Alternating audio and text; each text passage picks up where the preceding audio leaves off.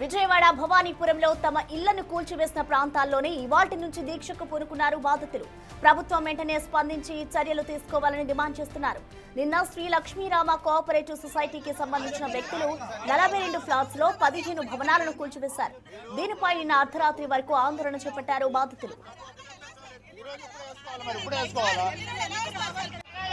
నిన్న మధ్యాహ్నమే supreme court stay order ఇచ్చినప్పటికీ తమ ఇళ్లను కూల్చివేశారంటున్నారు బాధితులు. ఈ నెల 31 వరకు ఎలాంటి కూల్చివేతలు చేయదని సుప్రీంకోర్టు స్టే ఆర్డర్ ఇచ్చింది. అయినా స్టే ఆర్డర్ వస్తుందని ముందస్తు సమాచారంతో నిన్న ఉదయం కూల్చివేతలు చేపట్టారు సొసైటీ సభ్యులు. నిన్న రాత్రి గొల్లపూడి హైవే మీద ఆందోళన చేపట్టిన బాధితులు ముఖ్యమంత్రి నివాసానికి వెళ్లారు. సీఎం చంద్రబాబుని తమ సమస్యను పరిష్కరించాలని కోరారు.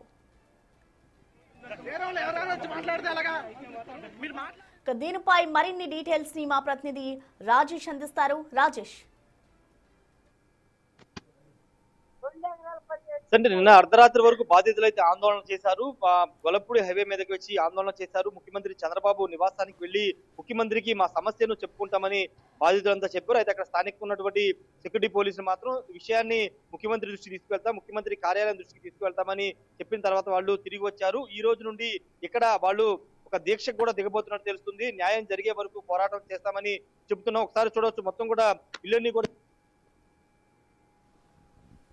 నిన్న మధ్యాహ్నం స్టే ఆర్డర్ రాబోతుందని చెప్పినప్పటికీ జేసీబీలు అవన్నీ తీసుకొచ్చి కూల్చేశారని బాధితులు చెప్తున్నారు. నిన్న మధ్యాహ్నం సుప్రీంకోర్టు స్టే ఆర్డర్ ఇచ్చింది. ఈ నెల 31 వరకు ఎలాంటి కూల్చివేతలు చేయొద్దంటూ ఆదేశాలు ఇచ్చింది. ఇప్పుడు ఆ ఆదేశాలు ఆర్డర్ కాపీ చూపించిన తర్వాత సమాధానం చెప్పకోకుండా ఈ లక్ష్మీరామ కోఆపరేటివ్ సొసైటీ ఫైనాన్స్ చూస్తున్నటువంటి మహాదేవ్ అదేవిధంగా లాయర్ గిరిప్రసాద్ ఇద్దరు కూడా పరారైనటువంటి పరిస్థితి. పూర్తి స్థాయిలో నిన్న ఉదయం ఇదే టైంకి ఇక్కడ కూల్చివేతలు మొదలుపెట్టి తమ దగ్గర కోర్టు ఆర్డర్ కాపీ ఉందంటూ వాళ్ళంతా కూల్చివేతలు చేసేటువంటి పరిస్థితి. ప్రస్తుతం బాధితులు మాత్రం న్యాయ పోరాటం చేస్తామని చెప్తూ ఉన్నారు. తమకు అంటే కోర్టు స్టే ఆర్డర్ ఇచ్చినప్పటికీ ఏ విధంగా కూల్స్తారని వాళ్ళంతా ఆందోళన చేస్తున్నారు. అసలు ఈ డిస్ప్యూట్ అనేది ఎప్పటి నుంచి ఉందో, అసలు ఈ ల్యాండ్ వ్యవహారానికి సంబంధించినటువంటి వ్యవహారంలో ఇక్కడ ఒక మహిళ ఉన్నారు, ఒక ఆమెతో మాట్లాడదాము. ఎందుకంటే ఫస్ట్ నుండి ఇక్కడ ఉన్నటువంటి మా అమ్మ ఇల్లు స్టార్టింగ్ లో ఈ ల్యాండ్ కొనుగోలు చేసినప్పటికీ ఉన్నారు. ఆమెతో మాట్లాడదాం. అమ్మ, అసలు ఎప్పుడు ఇక్కడ మీరు ఇల్లు కట్టుకున్నారు? మీరు కూడా కూల్చేశారా? చేశారు బాబు. 412 గజాలు 2 ఫ్లాట్లు బాబు. మేము కొనుక్కుని కూడా 20 సంవత్సరాలు అయింది బాబు. ఓట్లు పెట్టలేదు.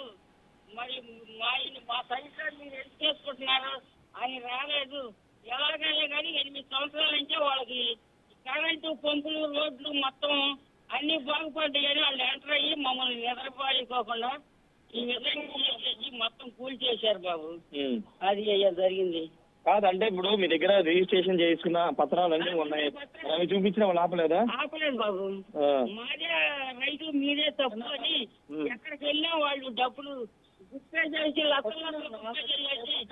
వాళ్ళు మాట్లాడుకోకుండా మాదే తప్పు అని, వాళ్ళదే రైతు అని ఎక్కడికి వెళ్ళినా ఇదే మాట ప్రకారంగా వాళ్ళు ప్రవర్తించి.